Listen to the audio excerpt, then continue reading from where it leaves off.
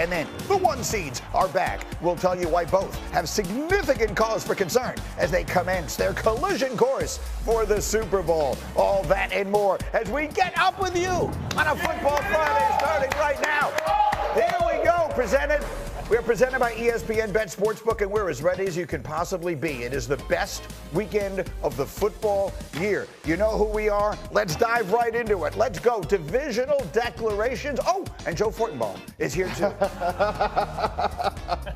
Just to slow up my roll. Here we go. Divisional declarations is where it begins on this weekend's games. RC, let's take them in the order. You will be there tomorrow. Kansas City, Houston, give me a divisional declaration. To me, this is the biggest mismatch in all of the playoffs. And I know we're going to look at Detroit and Washington, but when you think about the way that this team has historically played in the playoffs, the Kansas City Chiefs, how Patrick Mahomes executed down the stretch of the season, and the way they found themselves offensively against the Houston Texans, I think it's going to take a yeoman's effort from the Houston Texans offensive line, C.J. Stroud, and turnovers defensively to win this game. We'll dive into it. Meanwhile, Bart, the second game Saturday. Commanders, Lions, give me a divisional declaration. Oh, Pop's going to be heavy on the cognac that day. I tell you what, this is the start of something great because this is the worst that Jayden Daniels is ever going to be. I think he's exceeded expectations. The worst. I think he's exceeded expectations. This team is only going to get better, and he can pull off the exceptional, in my opinion. Jayden Daniels is a generational talent. I think he's going to put that on display, and the Lions should be on upset alert, maybe. Ooh,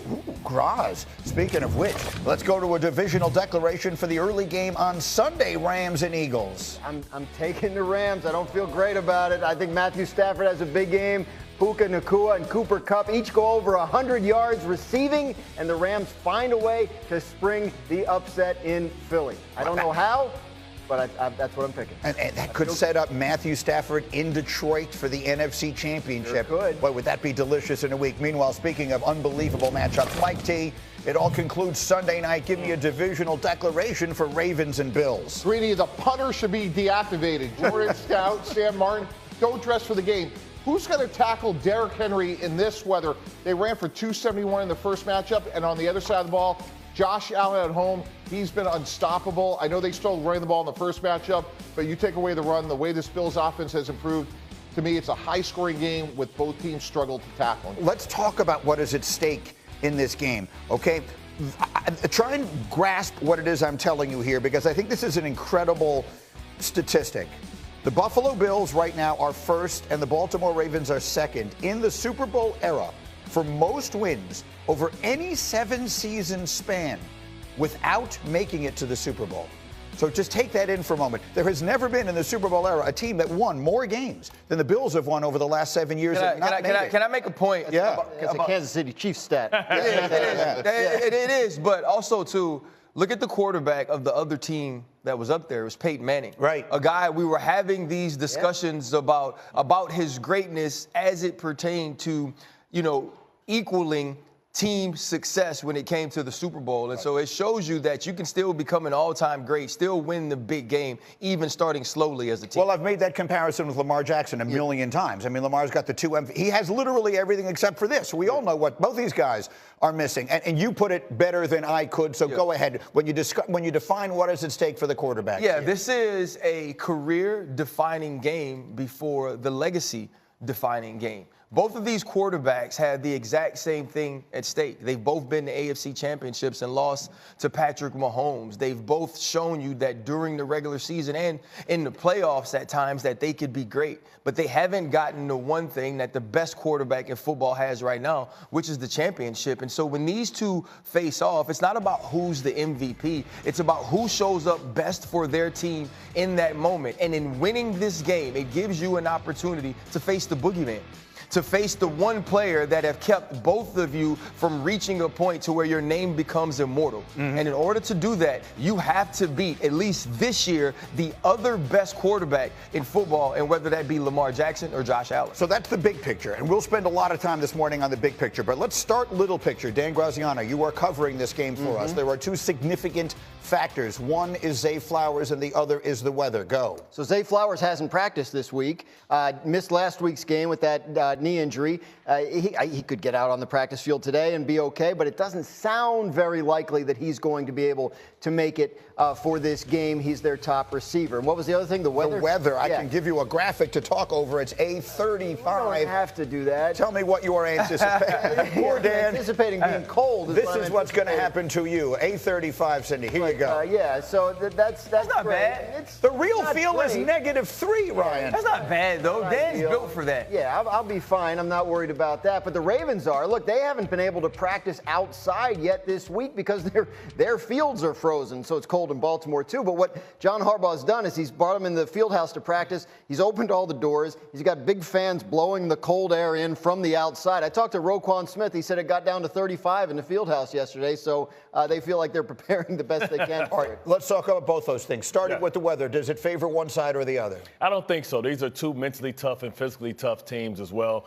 They believe in running the football. I don't think the Baltimore Ravens are going to be intimidated by the elements. They have something bigger at stake. They thought last year maybe they let something get by, they were the #1 seed, and they didn't show up. I think, they're on a mission. They've been on a mission, but also the Buffalo Bills are on a mission. When you talk about playing in cold weather games, the football becomes slick. Yeah. It comes about downhill and the willingness to be able to tackle in the third and fourth quarter. Everybody's going to be jacked up on Mountain Dew in the first quarter. Everybody's going to be feeling good. Guys going to be warming up with no shirts on and stuff like that. Now that's that actually proves nothing. It proves absolutely nothing because those shoulder pads hardened up, and you have to make business decisions if you're willing to go stand on the train tracks when the train is coming through. I think the weather does make a difference. It favors Buffalo for a few reasons. First of all, they practice and play in it. It's another day at the office for the Buffalo. Exactly. But we've been up there a number of times. That is a unique place to play. And the other thing is, if there's an advantage here, Josh Allen's physicality and arm strength, taking nothing away from Lamar and his season, in these elements, I think it favors Buffalo. And I think I will say this from the arm strength standpoint. I've always thought to myself that the Buffalo Bills drafted the perfect quarterback for the elements. And I'm gonna say this about the weather, though. I remember the colder it got, the more I felt like I could stand out. Because I felt like no matter how cold it gets, it's going to hurt you more when I hit you than it's going to hurt me. And I wanted to prove that every single snap. And you think that Roquan Smith is going to care how freaking cold it is? And he's going to care that Josh Allen is running the football? Because he's going to say, when I put these pads on him, it's going to hurt him more than it's going to hurt me. This is where the real men stand up. This is where you figure out how bad you want to win championships. And the quarterbacks figure it out, too. Think about Tua Tagovailoa and Patrick Mahomes last year. Patrick Mahomes wasn't tripping on how cold it was. And I'm going to be honest with y'all, it don't matter where you play. Cold is cold. You've been living in New York your whole life. You've lived in Chicago. You don't like being cold because you don't like being cold. That's right. You don't get used to it. It doesn't matter where you practice. It's about your mindset for those 3 hours. And they got coaches on both of these teams that ain't going to let nobody go out there being soft. And I love this game for that reason. These two dudes, these two teams get to prove it in the worst elements to show what sort of men they are. How bad do you want it? Right? And I'm talking about, okay, what's the bigger advantage? Josh Allen being tackled by Roquan Smith or Derrick Henry being tackled by a small, undersized defense? I think the advantage favors the Baltimore Ravens because they play a brand and a personnel that is big. Where you talk about the Buffalo Bills, they play nickel package. Right. No, I agree with that. What's interesting to me is, Sean McDermott plays split safety about 49% of the time. Last game, we know they ran for 271 yards against Buffalo, but this time they have Matt Milano back, Terrell Bernard, Tyron Johnson. No linebackers. And that, to me, that's the X factor in this game. How valuable are those linebackers? How much of a difference can they make in this game? Look, I'm going to play back everything Ryan said, like when I'm getting dressed on Sunday morning. I'm fired up to go battle the cold. But listen, neither one of these teams cares at all about how cold it's going to be. They both have much bigger things in mind. The Ravens still remember how last year ended. They're talking about how this year's different. They've been through adversity and come out the other side, and they're fired up. The Bills are pissed off that Josh Allen's not going to win MVP. Like when that All-Pro team came out last week and it was Lamar Jackson first team, like that made them mad. I was talking to Spencer Brown, their right tackle, and he said, yeah, we noticed that. He said, this is the matchup everybody wanted. They're going to get it. So, and then he stopped talking and he said, nah, I'm not going to go any further than that. You'll see. But isn't okay. I think, though, that's going to be the conversation in these locker rooms because that doesn't matter. And let's be real. Winning this game is the MVP. Right? If Josh Allen is sitting at home and wins the MVP and Lamar Jackson is playing in the Super Bowl, everybody from Baltimore, everybody around the world is going to say, we really don't care because when it was time to be the MVP, Lamar Jackson was, and vice versa. And so it's going to be about how they go out and perform in this game. And I got news for you. It's actually not just all about them. Right. That's what's going to be great about this game on Sunday evening is the fact that the run game's going to have to step up. The defense is going to have to step up. Sean McDermott's going to have to be the best Sean McDermott. John Harbaugh is going to have to be the best John Harbaugh. These are two great football teams. And to put a ribbon on this discussion, the winner of this game Sunday night has to then go to Kansas City, presumably, and that's why that stat is so compelling. The winner of this game, collateral damage. The winner of this game is going to be the favorite to win the next round. Ooh, at Kansas City, I don't see that. Maybe not in Vegas, but in your mind. Yes. You will take them. You will expect them to go and beat Mahomes. Well, this division, you talk about what's the physical toll that's going to be put on both of these two teams. That's right. What's left to face the Kansas City Chiefs. Right. Speaking of Vegas, we have Joe Fortenbaugh all morning long. Wait. Our betting expert all morning long. He's got his best bets, and we'll hear them all day. And he and I will go head-to-head a little bit later today with Greeny versus Joe. But what is your best bet on Ravens-Bills? Lamar Jackson's rushing prop here, Greeny, 49.5 yards. We're playing that over. Go back to last year's AFC Championship game against Kansas City. Baltimore drops back to pass on 14 of their first 21 offensive plays. A disastrous approach that had disastrous results. This year, if the Ravens go down, they're going out on their own shield. Here's why. Last week against Pittsburgh, Lamar Jackson carried the ball 15 times. The most we've seen him run the ball since week 1 against Kansas City. That is a message to everyone that, again, if they're going out on their own shield. 55 rushing yards per game this season. In the first meeting against Buffalo, 54 yards on just 6 carries. I expect double-digit carries here. I expect them to go over 49.5 rushing yards. Capital and FedEx Field in Landover, Maryland. They love their football in this part of the country, and this crowd is ready to go as their guys will match up with the Buffalo Bills.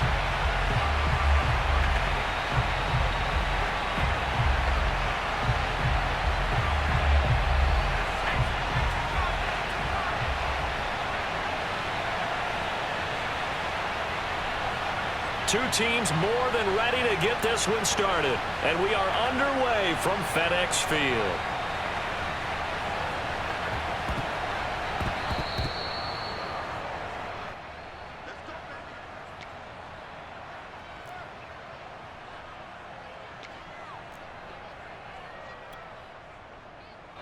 Ball up to the 35 now as they come up on 1st and 10.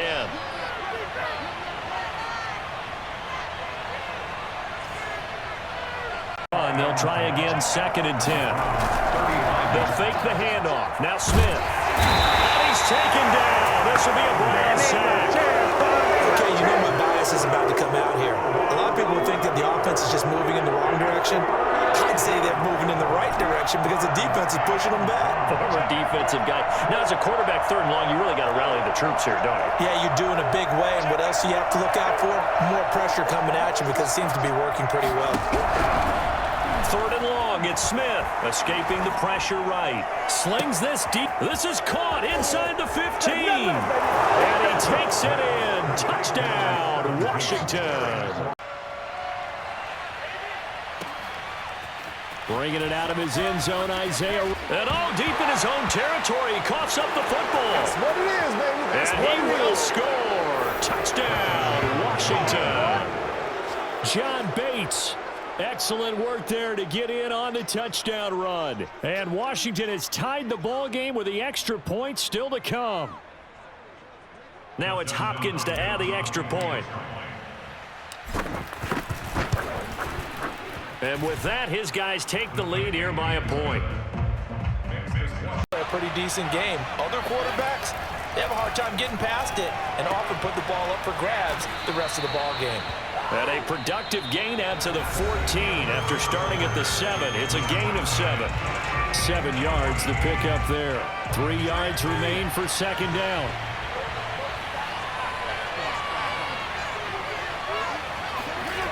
Fitzpatrick now. Slings this deep from McLaurin. It got his man complete. And all the way down to the 24-yard line. Quite a show of arm strength right there. That was in the air for a long time, and it was on target, too. And from where we sit, if you had told me that that ball was somehow going to get from point A to point B, I would have told you no way. I mean, that was an absolute cannon shot, and he still dropped it right on the money, too. And that ball traveling 68 yards in the air, according to Next.